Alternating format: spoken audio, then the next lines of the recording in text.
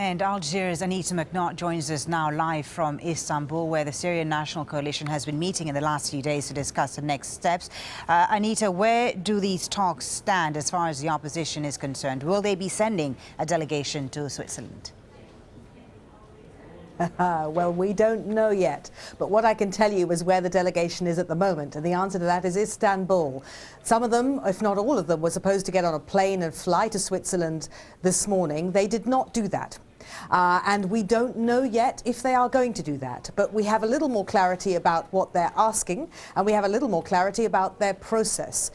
What they are asking is actually quite specific. They have issued two conditions that will put them back on a cooperation track and have them getting on that plane to Switzerland. The first condition is that Iran withdraws from Syria.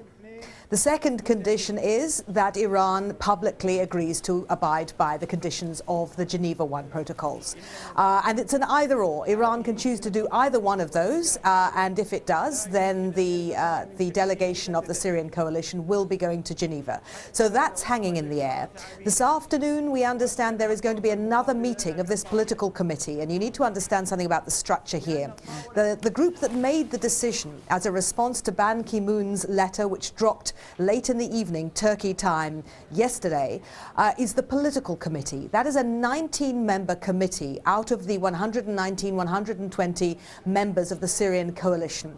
It is a small body, but it is an important body, perhaps the most powerful body in the coalition, because sitting on it is the president, the vice president, the secretary general, and so on. And they have executive authority in between meetings of the General Assembly to take policy decisions. So they have the authority to pull the plug on Geneva should they want to. But you can see the problems, can't you? There's 19 members. Right. They're speaking for 120. We knew from the lead up to this whole negotiation process that ended in a yes vote by the skin of its teeth on Sunday morning that the broad sweep of the coalition has grave misgivings about this. So the whole edifice is wobbling. Right. And so what's happening behind the scenes, Anita? I mean, the opposition seems to be in such disarray. How are they going to resolve this situation? Well, what you're seeing now is the Syrian coalition splitting along different lines. They're splitting on the Iran line of fracture. As you remember, there was a withdrawal bloc of 44 who'd expressed grave misgivings about going because they said partly that the international community was railroading the coalition into a no-holds-barred negotiation without support, real support for Geneva.Our. And they're saying, I told you so. So what's going on behind the scenes now is that that group is trying to assemble a rival Syrian coalition meeting. They're trying to call in all the disaffecteds from the Syrian coalition, and they claim they've got perhaps half, maybe more than half of the numbers, and they're intending to try and hold a competitive Syrian coalition meeting which will vote to scupper the whole process. Now that's going on behind the scenes as well.